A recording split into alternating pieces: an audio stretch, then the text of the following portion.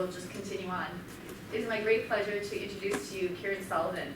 Caryn brings an inspiration and hope to people through her writing and speaking. She is the author of Bitter or Better, Grappling with Life on the op-ed page, and an award-winning columnist for the St. Paul Pioneer Press. She is a member of the Fraser Board of Directors and the University of Minnesota Health Mothers and Children's Advisory Committee. A recovering attorney, she brings a discerning eye and empathetic heart to both the writing and speaking. Her belief in the power of stepping forward and making positive connections has helped her to navigate life's challenges. She takes great pleasure in helping others to find and share their gifts, their mojo. In the moments between advocating for her adult son with autism, traveling to new destinations, and volunteering with nonprofits, Caryn is busy speaking, writing columns, and taking pilots. Please give a warm welcome to the author of Bitter or Better, Caryn Sullivan.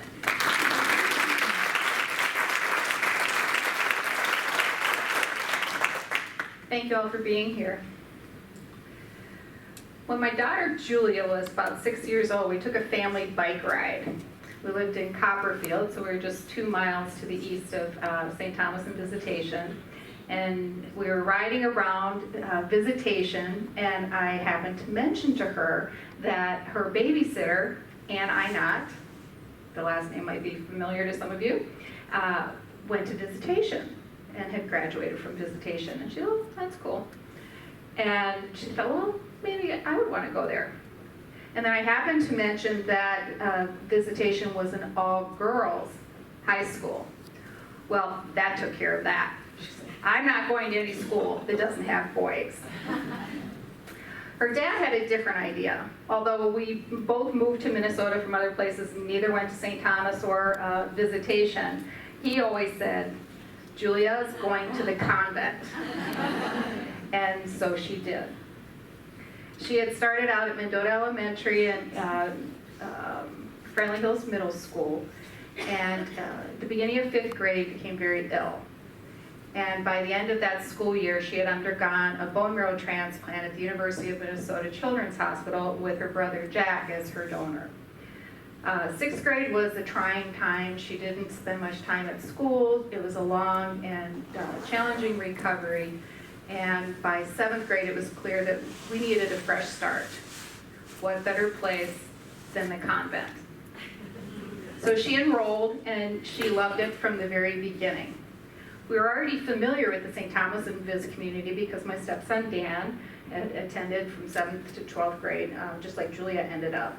And so we knew what a great community this was and what an opportunity it was. And that really turned out to be so true for us, for Julia and for our entire family.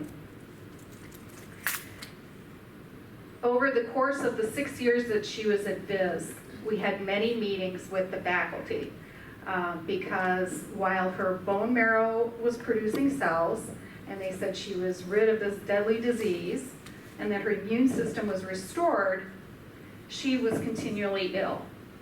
And I'm fairly confident when I say that she set a record for absences during the 6 years that she was at Viz. But because of the kind of community that it is, they supported her throughout. And we had many meetings where they talked about what they could do to help her to ease the load, because she had virus after virus. And while my son Jack might get a virus and it would last for 3 or 4 days, if Julia got it, it lasted for 10. And you know what happens when you're at a school like Visitation with the workload that the girls have and the expectations. That's awfully rough to try to keep up with that. And it wasn't just viruses. She played sports and she suffered 2 concussions. She contracted pneumonia and mono, excuse me, both in her sophomore year, one right after another, just before our family really experienced an awful tragedy. Excuse me. Just a couple of weeks hence, 6 years ago, my husband Ted died of a heart attack. Everyone in the family was out of state except for Julia, who was home alone and took the phone call from the hospital. What we discovered then was that Visitation and St. Thomas was truly all about life, not just about education. When I returned from Maryland, my house was filled with people On the main level, in my kitchen, were women who I'd known for a very long time. Some of them are here today. People I didn't know quite as well. They had brought toilet paper, flowers, and hugs, and so much more. On the lower level, I found Julia. Oh, thank you. I found Julia nestled in our sectional, surrounded by girls in blue skirts and white blouses. They had chosen to come over and to be with her, even though people weren't really sure, and I was told that the school had said, no, you should probably not go over. The girls did, and you know what? It was exactly the right thing to do. So often when tragedy strikes unexpectedly, or when something happens over time, a person is experiencing an illness or a parent is grappling with Alzheimer's, we don't know what to do or to say. And it truly is different for everyone, but for me, I found that there really wasn't anything that people could do wrong. Just being there, literally bringing toilet paper to my house, because God knows you don't want to plan a funeral and run out of toilet paper. So my cousin figured that out and delivered the toilet paper and everything else, as I mentioned. So it was really a period of great learning for me and for my family. But it was also a time that I often felt as if I was at the ocean and I was being battled by waves. Day after day, it was very unpredictable. The one constant was the people who were there.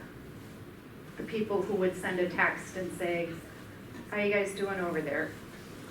Just those gestures that made all the difference in the world. I also discovered something that prompted this talk today. When you're in your 50s, you're not really thinking about legacy. We're busy driving our kids around, right? We're going to parent-teacher conferences. We're thinking about college, maybe making college visits. We may have careers of our own that keep us busy. But when someone dies unexpectedly, like Ted does, and you see the outpouring and the response of people, it prompts thoughts about legacy. And what I discovered was that for 20 years I've been married to a man who always underestimated how people viewed him. He never truly embraced the impact that he had on other people, the imprint that he left in people's lives. And I was just as sad about that as I was about the fact that we'd never have grandchildren together, or he wouldn't be there for our girls' weddings or our son's weddings or whatever it would be. And so it's prompted me to talk about it, even though it's not an easy, feel-good topic. I think it's important because I receive card after card and online messages and emails from people who shared anecdotes about ways that Ted had touched their lives, things that I knew nothing about, people I didn't know existed. And I also heard from people who we did know.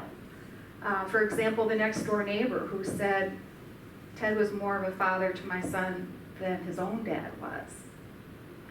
And the neighbor 2 houses over who dedicated his Eagle Scout award to Mr. Sullivan instead of his own dad. Because when he needed help setting up his pup tent or needed to inflate his bike tires, he came to our house. And it didn't matter whether Ted had just gotten off the airplane from a trip to San Francisco or had been in depositions all day long or in court or was still wearing his business suit. He helped them out. And to me, that is an incredible legacy. And so in the time that's passed, I've thought a lot about, how do we impart legacy to our kids? And how do we really focus on it while we have the opportunity? And do we take the time to tell people that they matter to us? Because I think a lot of men, and appreciate the 2 men who showed up today. I think a lot of men get so busy in their, or excuse me, 3, 4, a lot of men are so busy with their careers and their families that it's difficult to maintain the kinds of friendships that a lot of us in this room have with our girlfriends. And Ted's best friends until the day he died were the guys he went to grade school and high school with. And they didn't live in Minnesota, they lived elsewhere. And he often said, I really don't feel like I have that many friends. And yet, on a cold December day, a week before Christmas and final exams, St. Peter's Church was filled with people who were there to pay their respects. And how sad is that? So I've tried to start telling the people in my life that they matter and how much I appreciate, what they've done for me. And it's a long list of people, but it's something that I will always be committed to doing. So I mentioned that winter of 2010 was kind of a wild ride, filled with lots of learning. I did learn that not everyone steps forward. Not everyone is comfortable reaching out. Some people disappear. And I was pretty wounded by that realization because there were some key people in my life who disappeared and 6 years later have still not reappeared. So that was a lesson for me. But I'm wiser now, and I realize that not everyone is cut from that cloth. And it may be people who aren't your family members who are the ones who reach out and offer the most. I had a pivotal experience in the cafeteria, not in this beautiful building where we are today. Ann McDonald and I were the guests of Peg and Brian Reagan at the 2010 auction in Gala. And it was the first time we'd gone out since I'd lost my husband and Ann had lost hers. And we said, okay, we're going to dress up and we're going to go to this event and support the school where our boys had gone. And it was while we were here at St. Thomas that I was introduced by Peg to Father Joseph Johnson. I had a couple glasses of wine and I was feeling a little out of sorts, and so I began to sort of regurgitate all of these problems that I was experiencing and the people who had not been there for me and the people who had been there, and presented him with those questions that are universal in life. Why do the good die young? Why does someone who someone else's child dedicates his Eagle Scouts Award, why does he die? And these other people who do nothing, will probably live forever. Why have my kids struggled so much? Why did they lose their dad, when they were just so young and had so much life ahead of them? And Father Johnson just looked at me and he said, Caryn, I can't answer all of those questions for you. All I can tell you is that in the face of adversity, we all have a choice. We can be bitter or we can be better. And Mary Tracy O'Keefe writes about meant to be moments. She's a Minnesota author, and I feel like for me that was a meant to be moment. That one conversation in a darkened room with a stranger has set the course for my life. And those words have become my North Star. And I'm happy to say in the 6 years since I lost my husband, we've not had any tragedies. In fact, our family has grown. I've got a son-in-law and a daughter-in-law and 3 granddaughters, and life is great. But life's not easy. There's always something, right? I'm sure if I surveyed the room today, everybody here would have something on their heart. Whether it's, is my child going to make the varsity hockey team this year, or am I going to lose my job in this downsizing, or what am I going to do about, my daughter's not going to be asked to, the winter dance, whatever it is. We all have something, and I do. And so it's really helpful for me to reach up and tug on that North Star and consider whatever it is that I'm dealing with within the framework of those 3 words. Are you going to be bitter, or are you going to be better? It's not easy, being the age that I am and looking around and seeing other people living the life I thought I would be living. But it is what it is, and so I have a choice. And some days it's easier than others, but it's always there. And for that, I will be eternally grateful, that one conversation. And so that became the title of my book that I had been working on, but I was grappling with a bit. It's my story. I know some of you have read it, some of you are in it. And it just talks about the way that we live life. And as I go back and I reread it, I feel like legacy is a big part of these stories that I piece together. Because it's not just my story. There are a lot of other people's stories in there. One of them is Vince Flynn. I met Vince here quite by chance, but not so much by accident. Right around the time that I met Father Johnson. As a columnist for the St. Paul paper, I'm always interested in people's stories. How are they managing life? What lessons have they learned? Because if we choose to be, we're all students and teachers. And I like to put on both hats. And of course, I love Vince Flynn's books. We have every one of them on our bookcase, and who wouldn't want to meet this guy, right? So I had been asking a lot of our mutual friends to arrange an introduction.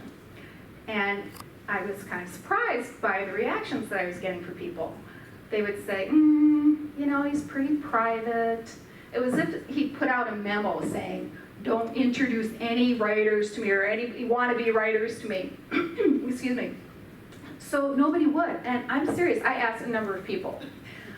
Well, I was coming here for Colin Nitschke's senior speech, and walking up to the building, and ran into Dave Hallett, an old friend, and I kind of saw out of the corner of my eye, this black Land Rover pulled up, this tall guy with glasses gets out, and I knew Dave knew Vince because they've been neighbors.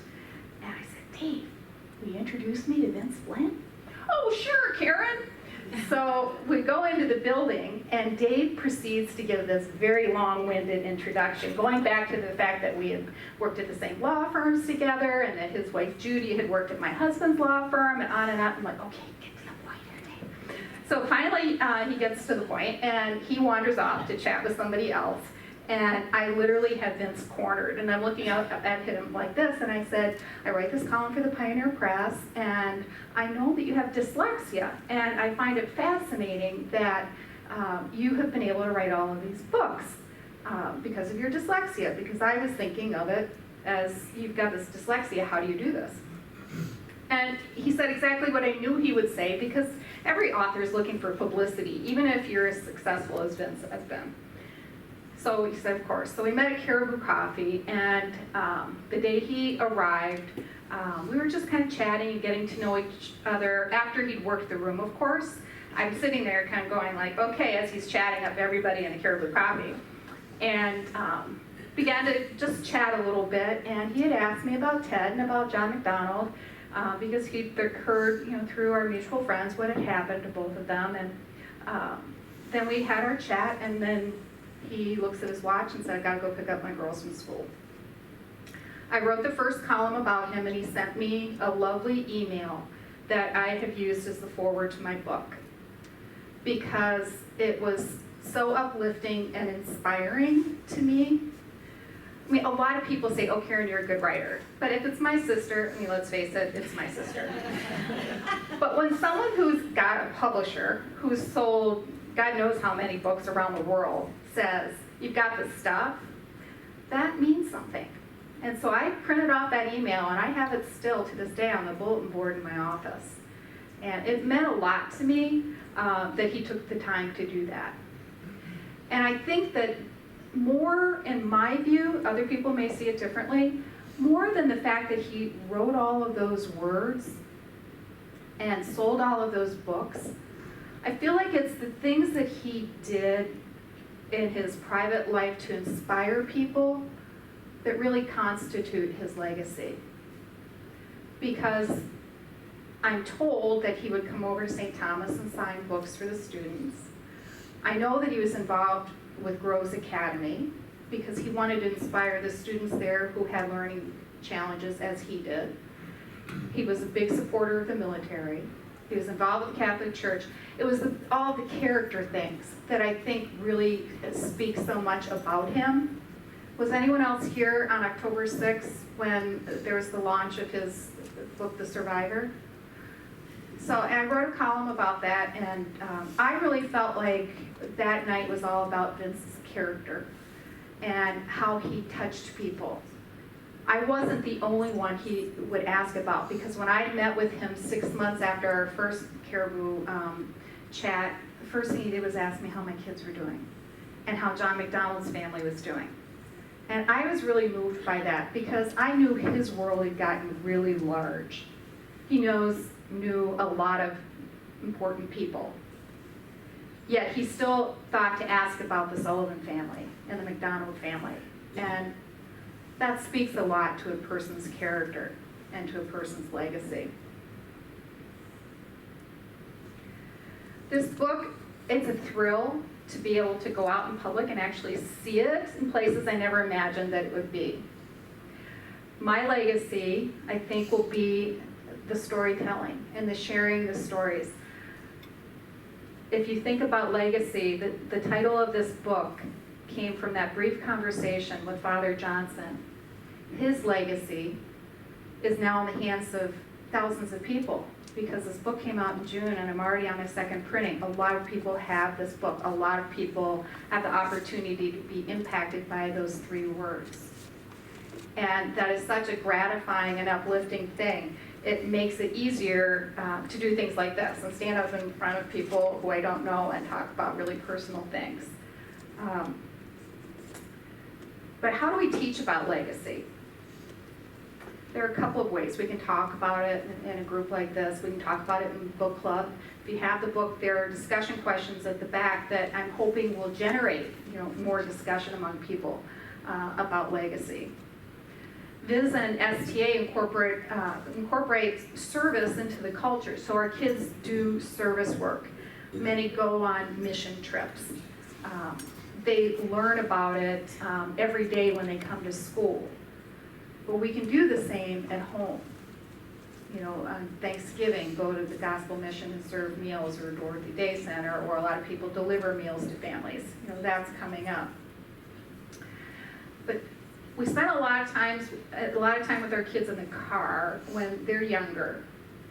And that always presents a lot of interesting teaching moments, doesn't it? On both sides. If we listen, we can learn a lot about them. You don't need to say a thing, just listen, you can learn a lot. But if it's just a one-on-one, you're driving your daughter to school and she's struggling because one of these dances is coming up. And I have to say, the only drama we really experienced in my household surrounding visitation pertained to dances. Who's asking who? Oh, I had dibs on him. Yeah. Okay, I was thinking of it first. You can't ask him. I was thinking of it. No, I know I didn't ask him yet, but I was thinking about it. Oh, what group are you going to dinner with? Who's having the party afterwards? All that drama. And they have to figure it out, right? Same for the boys. Oh, how am I going to ask her? Oh, somebody else already tried that way. It's, I need to be more creative. Or I've got this instructor who's just giving me a hard time. I just can't get this math. The car is such a great place to sort out life until they get their own wheels. And then, the process of separating really begins.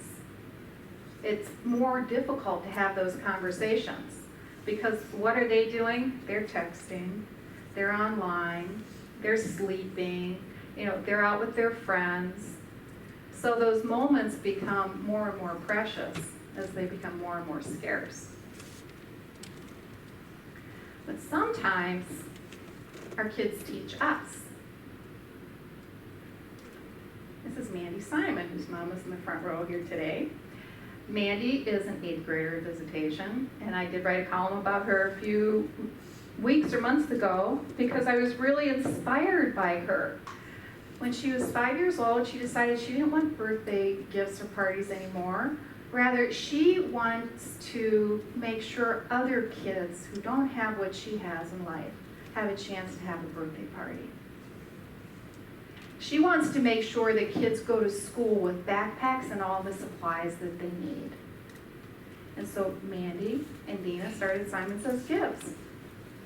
And this August, they met here at St. Thomas, and they filled loads of backpacks with supplies. And they're already set up to do it again next year. And that one effort from this young girl has served to bridge these two schools that are here side by side. And some families, like mine, have students who go to both, but not all do. And so it's easy to just be sort of a segregated institution that's, going along this path on much the same course in terms of the attitudes and the values and the education, but not necessarily doing it together. And I think this one young girl and her awesome mom, took a big step to try to bring these two schools together and to show students that it's not all about us, because most of our kids don't worry about having the right pencils and pens for school. And oftentimes they get a new backpack every year just because, my favorite color was purple last year, but it's pink this year, so I want a new one. And so I think that what they've done is really fabulous. That's my daughter Julia with a gentleman in Peru. I have no idea what his name is. One of the things that I've done since I've been writing more is to reach out to different organizations that I consider to be change agents. And Starkey Hearing Foundation is one of them. I have stretched my own comfort zone and reached out to a lot of people, and finding the courage to do that has really opened a lot of doors and established new relationships and friendships for me. And I reached out to Starkey Hearing Foundation a couple summers ago because I was just curious, what is this organization that sends these beautiful embossed invitations every year? How did we get on their mailing list? So I reached out to Tanny Austin, the co-founder of the foundation, not the business. Met with her, wrote a column. She invited me and my daughter to go to the gala. We went, and I said, I'd love to see the behind-the-scenes work that goes on here with this organization. And not realizing that people pay a lot of money to go on these mission trips.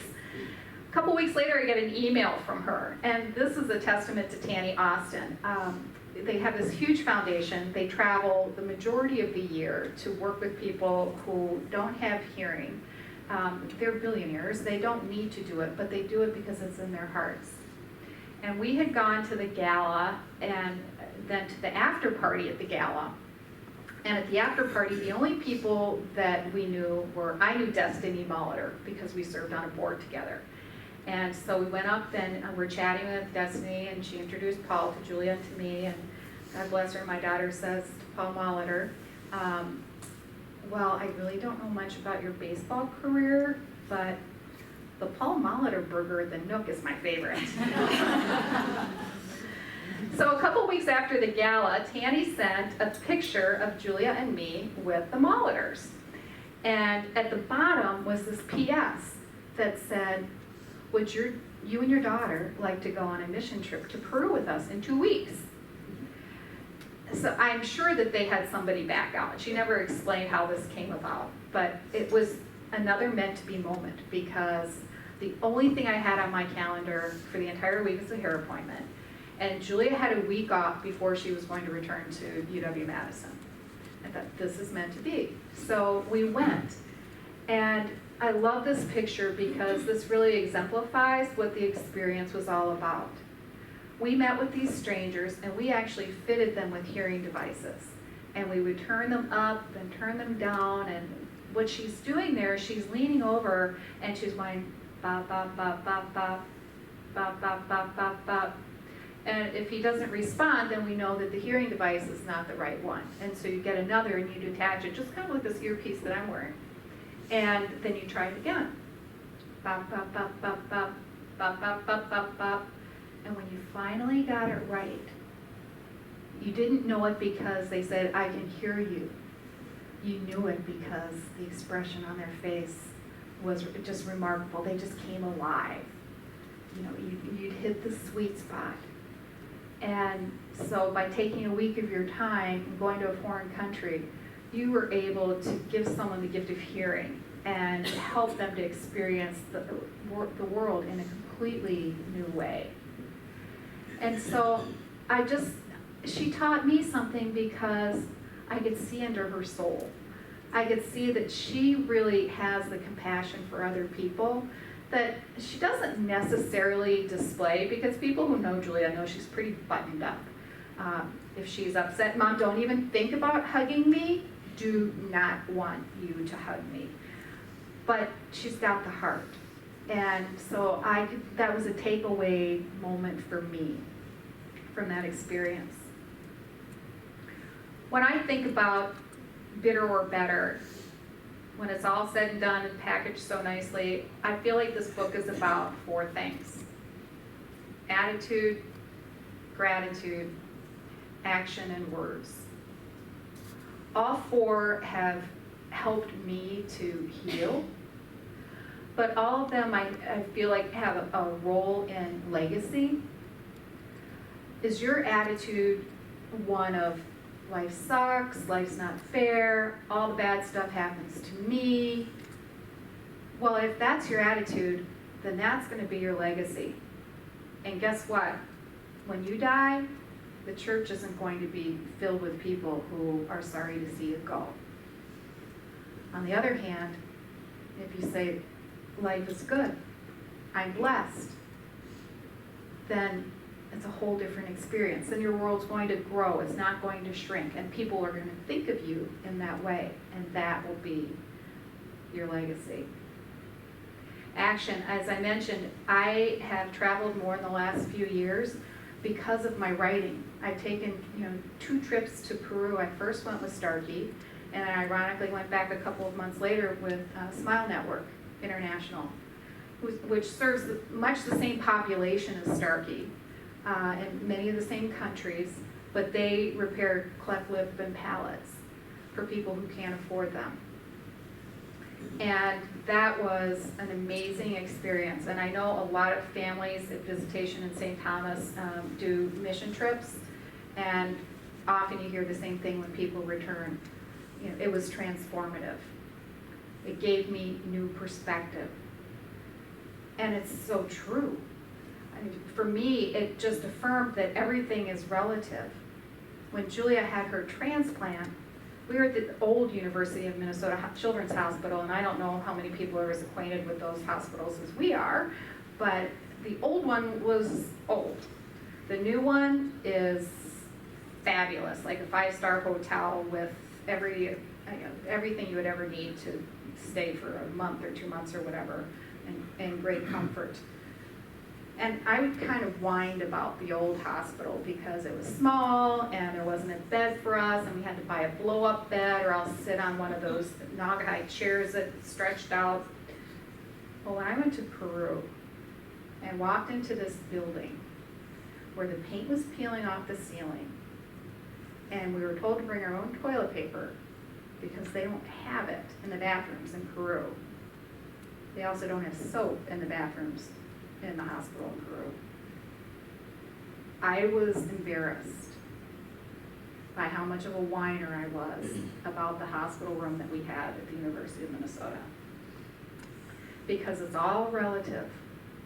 And what we had at the U of M was fabulous care, fabulous hearts, clean facility. You wouldn't worry about something being on the floor. The children who were waiting for these surgeries at the hospital in Peru were rolling around on the floor. I had taken coloring books and crayons and tore apart the coloring books and handed out sheets. And these kids, you would think that you were giving them, a first-class meal or something. They were just hungry for something to do, to occupy themselves. And they sprawled on this filthy floor. And I'm thinking, oh my gosh, we're in a hospital and these kids are all over the floor. their parents were not the least bit concerned. So it's all relative. And now I see my life in a very different way. And so often people will travel to other countries and come back and say, I'm going to downsize. Because you realize that Europeans or South Americans don't have all the stuff that we feel is so necessary. And that has stayed with me to a certain extent. I feel like it's the experiences so much more than the stuff that matters. And that attitude and that lifestyle and how you spend your time is all part of the legacy as well. And the words I mentioned, writing for me has been enormously healing and gratifying. When people send me an email and say, I loved that column, it keeps me going. The very first column I ever wrote was about my son Jack, who has autism. And I wrote it completely on a whim and was shocked when people sent me email after email saying, thank you for writing that. Because by describing what it's like to have a child with autism, the constant state of vigilance, how lonely it can be, you have told my story. And I haven't been able to do it. So I realized that that is my gift and my legacy. I think we all have to be pretty honest about our legacy. No one is going to be calling me and asking for a home-cooked meal in a crisis. Even my college student doesn't ask for my home-cooked meals. But if you need me to tell a story, I'm there. So we have to be realistic. And it's not bad manners to own it. You have to find it and embrace it. When Julia had her transplant, she needed some bone marrow. And it came from her brother Jack, who referred to it as his mojo. And so we talk about it as the magic mojo. And we all have mojo. And mojo and legacy are really intertwined. Are you going to use it or are you going to lose it? Are you going to share it or are you going to squander it? It's just fine to own it. And make everyday Thanksgiving. We're coming up on the holidays now, and so that's the time when we sit at the table with friends and family and maybe even strangers, and we go around and we talk about what we're grateful for. Well, today I'm grateful for the people who came on this rainy day and took an hour out of their day to listen to me. People who bought my books and shared my books. Michelle Kohler, I think, gets the award. I don't know how many texts I've gotten from Michelle saying, I need 10 more books to gift or to sell, and I'm very grateful for that. She's a wonderful ambassador. And I'm grateful for both Paulas for making this happen today, and to STA for hosting it and just being a part of it. It's great fun. I love giving back. And if anything that I say today or anything that I've written in my book or my columns makes life just that much more easy to navigate, then that's enormously gratifying for me. And to the old friends who are here today, even though their kids are alum, thank you for coming. You know who you are. Helping others is a way of helping ourselves, and I've talked about this. This is one of the little guys who was crawling all over the floor in Peru. He was a handful. But it wasn't hard to understand why, because a child who has a severe deformity on their lip, that's the first thing people see all the time. And I think kids like this little guy probably act out a lot. And by virtue of the work that Smile Network does, they've changed his life and they've changed his legacy. Because he can go forward in life and have a chance to marry and have a family and to have friends and to have employment. When you have a severe cleft lip in a country like Peru, if you don't get it corrected, you don't have a good life. You're shunned. The families break up oftentimes because of it. It's a pretty severe thing. And we just don't see it in the States, because if a child is born in the United States with a cleft palate or a cleft lip, it's repaired pretty much automatically. It's not an expensive surgery, it's $500. $500. Think about how much you're going to spend on Christmas gifts this year. But to families in places like Peru or Mexico where they just did a mission, $500 is like the moon. It's just not, available. So I'm going to close with sharing something from the book. This is a photo from Julia's senior class trip. We went to Mexico with some moms. And I have to say, another benefit of being part of the Visit St. Thomas community is that you can form great friendships as adults. And sometimes they're friendships that form in the bleachers at football games or hockey games, and you pass the time with someone whose child's also playing on the team, and when the season's over, that's the end of that. And other times, they're friendships that endure as long as our kids' friendships do. And I've been blessed with some of those.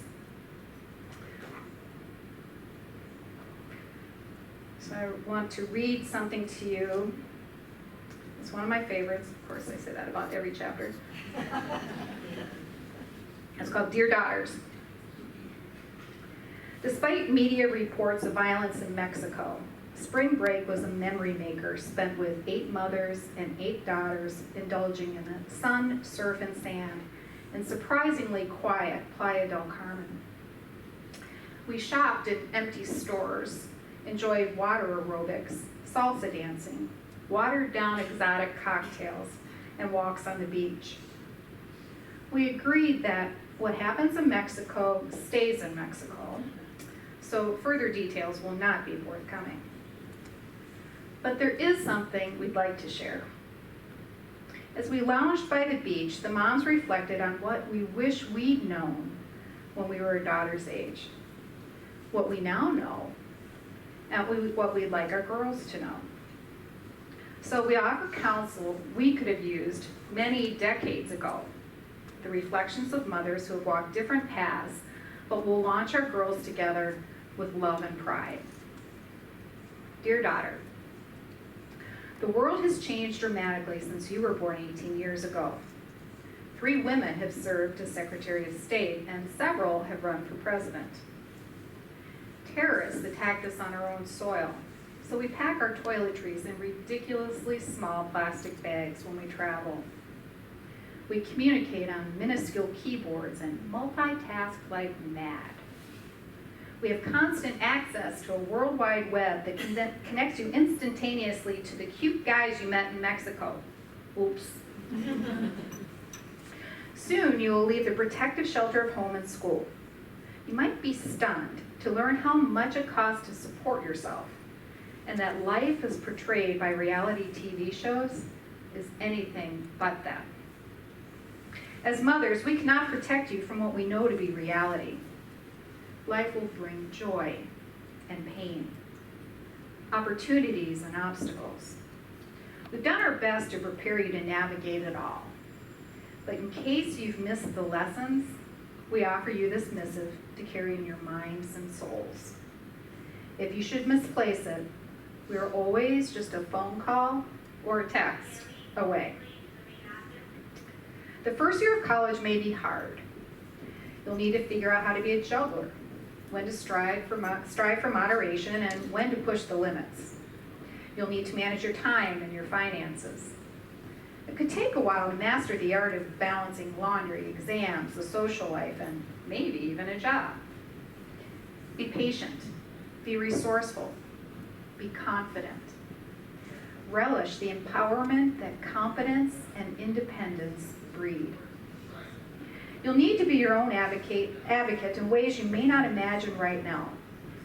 You might miss a deadline on a paper and need to negotiate with your professor. Your roommate might have nonstop visitors. Your tiny abode might become a toxic wasteland. Don't suffer in silence, but be respectful.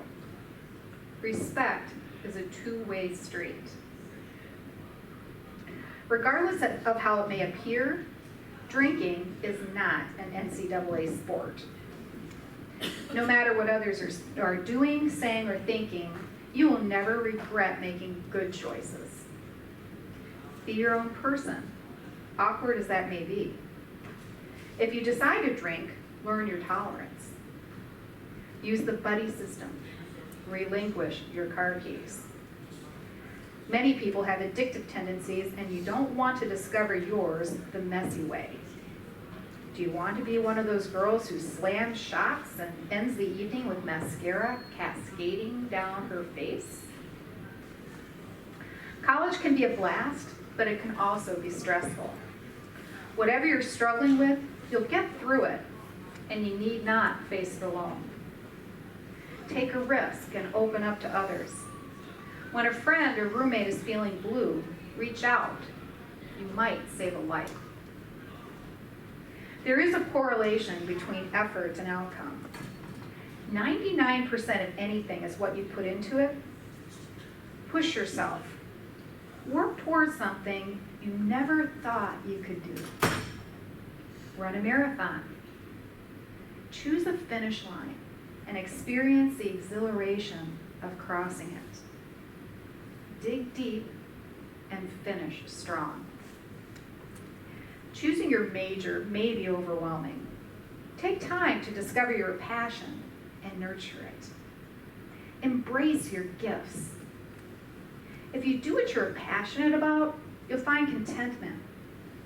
Everything else, money included, will work out. Keep an open mind. Many things you think could never happen, do. You're in the prime of your life. There are endless products and services to enhance your appearance, but it will change as you will age. You may have noticed that time and gravity aren't particularly kind to moms in swimsuits. Don't neglect your inner beauty. It's what will draw people in and truly define you. Be the go-to friend who's a good listener and protects others' confidences. Learn to accept and give compliments with grace and sincerity. While you mostly communicate with digital devices, adults actually talk to one another, explore the world, read books, study abroad.